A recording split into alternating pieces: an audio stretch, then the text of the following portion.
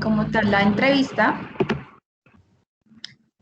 ya teniendo como tal el consentimiento informado, es importante recalcar que toda información como nombres de institución, van a quedar bajo anonimato en la investigación.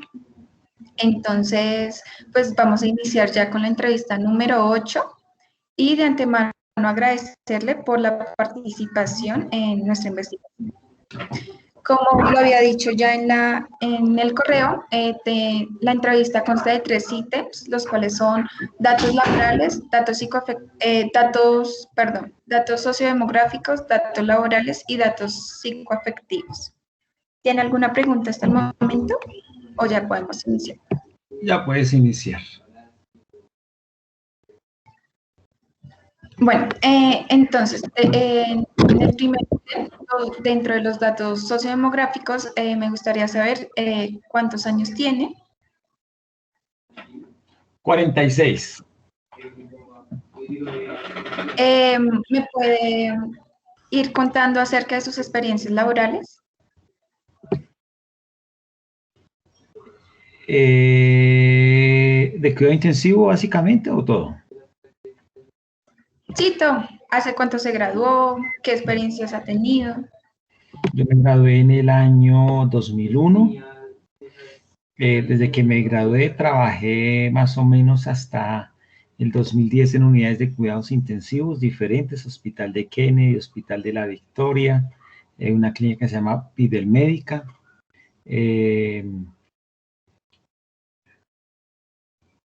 Sí, básicamente, bueno, en el Hospital Cardioinfantil de Soacha, del Niño de Cundinamarca, que es el que queda en San Mateo. Ahí duré trabajando unos tiempos. También trabajé concomitantemente en salud pública. ¿Listo? Después de salud pública trabajé con el Hospital Rafael Uribe Uribe, que es el Hospital Centro Oriente ahora. Trabajé con la Secretaría de Salud de Cundinamarca en salud pública. Y desde el 2010 aproximadamente me he dedicado a la docencia básicamente. La última experiencia que he tenido en la docencia con diferentes universidades, Universidad de la UTCA, he trabajado con la Universidad Sanitas y con la Universidad Manuela Beltrán. Ética en el pico epidemiológico, estuve trabajando con Mederi mentiras, con Keralty, que es en la Clínica Colombia, en la unidad de cuidado intensivo de paciente con COVID. Estuve trabajando por espacio de 3 meses, desde octubre hasta diciembre. ¿Listo? Mentiras, desde agosto, junio, julio. Es decir, Agosto, que actualmente... Y actualmente en la docencia. En la docencia. Listo. Nos vamos a enfocar como tal en las experiencias que ha tenido en la SUSI, ¿sí? Sí, señora. Entonces, durante esos tiempos que ha trabajado en unidades de cuidado intensivo, teniendo en cuenta el más reciente, ¿ha tenido alguna inconformidad? Me parece que es una pregunta muy amplia. ¿Tú podrías puntualizarla? Porque inconformidades... Claro, puede ser inconformidad en cuanto a la infraestructura del hospital, a los insumos, al ambiente laboral, como el compañerismo entre colegas, en esos puntos específicamente. Ok. Bueno, como tú sabes, si hablamos de la última experiencia laboral que tuve en Keralty, realmente la unidad de cuidado intensivo, como muchas unidades de cuidado intensivo, han sido espacios adaptados. Esa unidad de cuidado intensivo en la que estuve trabajando yo, antes era la biblioteca de la universidad. Entonces, aunque los espacios han sido adaptados, considero que no son los mejores espacios porque aún les falta infraestructura para ser una buena unidad de cuidado intensivo propiamente dicha y diseñada. Sí, con algunas falencias. En relación con los insumos, pues básicamente al ser una entidad privada uno no briega tanto con insumos. Sin embargo, el tema de bioseguridad, las caretas que daban, las dieron al principio cuando ingresé, dieron caretas muy bonitas, nuevas, pero tienen una vida útil. A los 3 meses ya están totalmente deterioradas, rayadas, rotas, porque pues pienso yo que aunque eran de una calidad más o menos buena, también eran 6 caretas, 6, 10 caretas para todos los turnos, todos los servicios. Es decir, yo llegaba a turno, tenía que buscar la careta, lavarla, desinfectarla, ponérmela, y al salir la dejaba lavada y desinfectada. Igual la que recibía turno pues tenía que hacer el mismo ejercicio, es decir, tenía un tráfico importante, y ello me parece que no permitió que tuvieran mayor durabilidad, y finalmente no las quisieron reponer. Luego empezó el tema de la escasez de tapabocas, entonces ya no nos querían dar N95, lo que se convirtió en algo muy harto. Ya querían que uno tuviese el N95 por espacio de 12 horas de turno, o que lo guardáramos para el siguiente día, sin tener ni siquiera un locker con una buena seguridad. De hecho, me robaron el reloj y me robaron unos zapatos en la clínica porque no hay un locker seguro.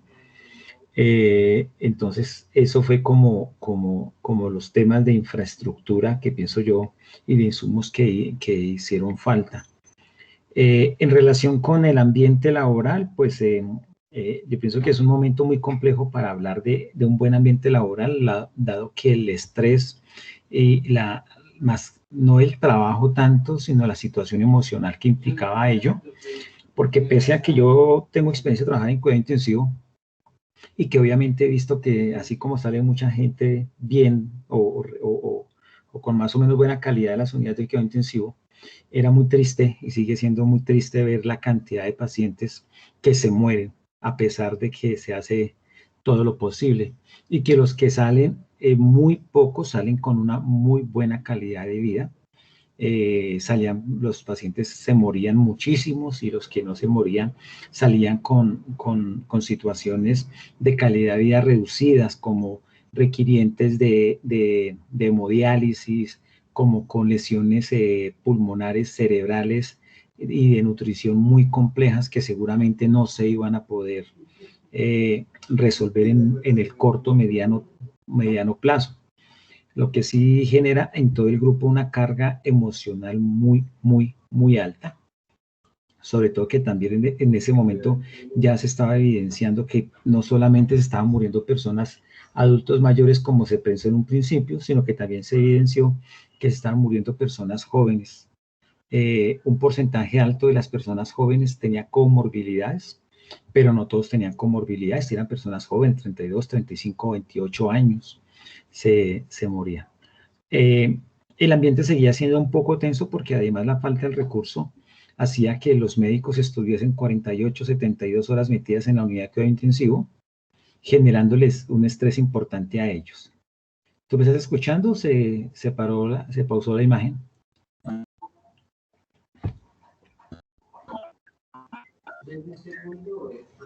Aló. No, Me gustaría que me ampliaras un poco. ¿Me escuchas? Ya. ¿Sí? Sí, ahora sí. Me gustaría que me ampliaras un poquito la respuesta en cuanto al compañerismo, pero entre enfermería. ¿Cómo era ese ambiente entre enfermeros? Bueno, el tema de ambiente entre enfermeros en ese momento me dejó mucha, mucha tristeza. Ver que la gran mayoría, la gran mayoría, 80-90% son personas relativamente recién egresadas, es decir, tienen experiencia en unidades de cuidado intensivo de menos de 5 años, personas muy jóvenes, y el compañerismo fue un poco complejo, porque yo los veía más que jefes de enfermería, los veía como auxiliares con profesión. Es decir, eran muy buenos amigos, parceros con los auxiliares, de irse a tomar cerveza, de la recocha, del trato, pero como profesionales no tenían un buen acompañamiento, armonía entre colegas como profesionales. Entonces, consideran al auxiliar de enfermería como su parcero, como no sé qué, pero no como, consideran más colega, que eso me genera tristeza, que consideran más colega al auxiliar de enfermería, metiéndose como en un equipo, que obviamente es un equipo, pero pues lo meten al mismo nivel.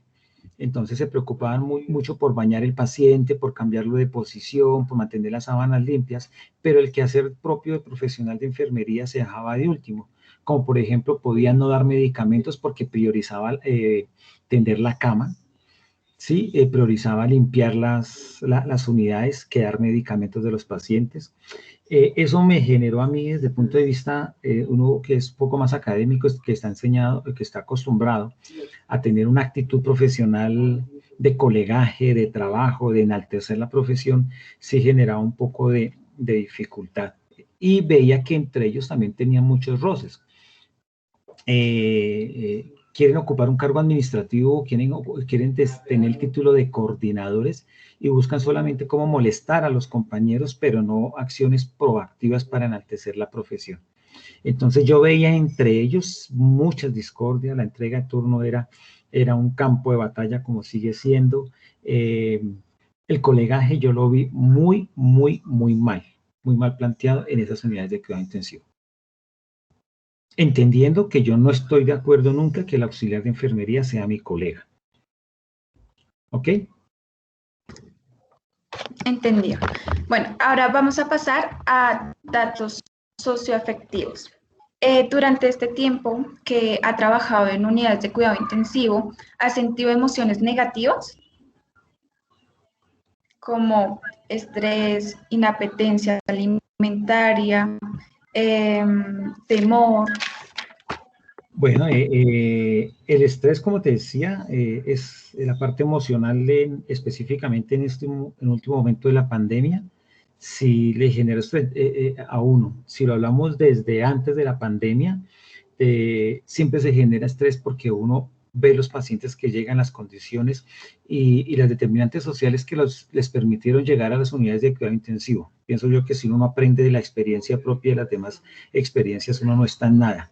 ¿Qué estrés me generó? Ver que muchas personas jóvenes llegan a las unidades de cuidado intensivo. Te estoy hablando independientemente de la pandemia, llegaban por accidentes automovilísticos, sobre todo accidentes en moto, lo que a mí me generó un temor impresionante en pensar que en mi vida me voy a comprar una moto porque son muy jóvenes y mucha gente la que se lesiona, se muere, se accidenta en moto. Esos temores de salir uno a compartir con alguien fuera de la casa, dado que muchos llegaban heridos, tiroteados, con muchas lesiones por riñas callejeras. El temor en relación con los estilos de vida saludable, ver que la persona hipertensa, que la persona diabética, que ha estado mal cuidada, tiene tantas complicaciones, pues eso también me genera estrés a mí en mi autocuidado para mejorar lo posible mi calidad de vida para no verme en esas situaciones. Emocionalmente siempre es duro tener un paciente al que uno le trabaja mucho, al que uno le dedica tiempo, al que uno aplica toda su profesión y se muere. Siempre sigue siendo, así como uno aprende con el tiempo que el paciente posiblemente uno no le ve que tenga buena calidad de vida y a veces si se muere uno dice, bueno, siquiera se murió. Me hago entender, un paciente que lleva 5 o 6 años postrado en cama, lleno de escaras, desnutrido, con una carga de requerimientos de cuidado y una carga emocional grandísima para la familia, una carga emocional y económica para la familia, para el Estado, y se mueren, pues uno piensa que finalmente el cuerpo descansa y que la familia puede descansar, pero cuando son personas jóvenes, vitales y que se mueren, le sigue uno generando mucho estrés, mucha tristeza. ¿Listo?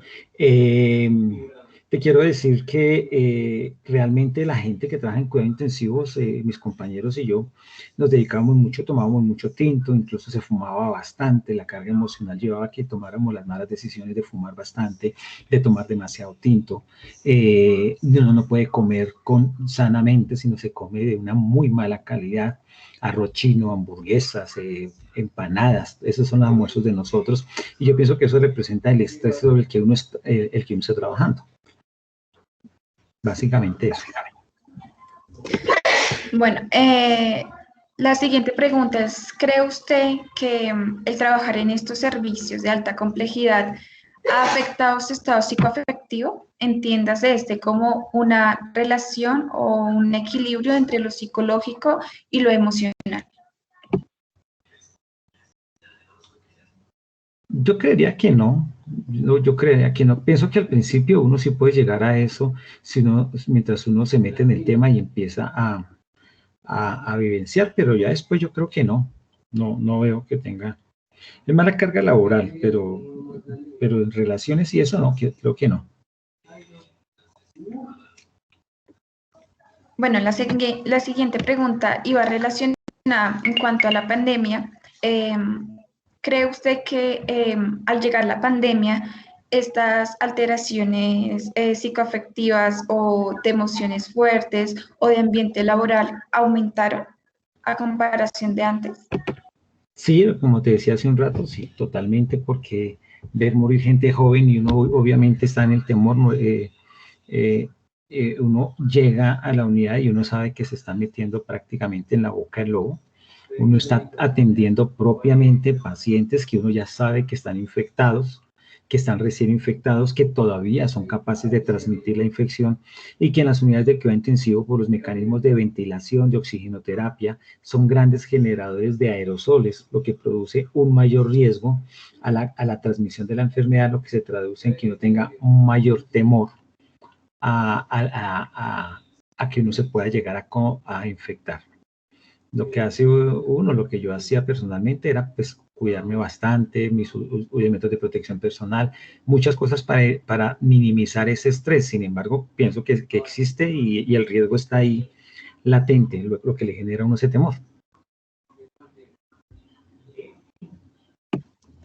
Bueno, pues esta ha sido todas las preguntas que tenemos preparadas en la entrevista. No sé si mi compañera quiere agregar alguna otra pregunta o profundizar en algún tema.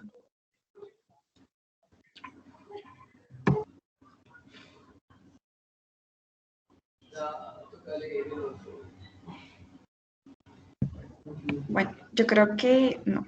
Tu compañera se fue a Bueno, dormir. entonces, yo creo que de antemano agradecerle bastante, pues creo que la información que nos ha brindado es de gran ayuda para nuestra investigación y pues nada, muchísimas gracias. ¿Quieres pausa de la grabación un segundo, porfa? Vale, espera.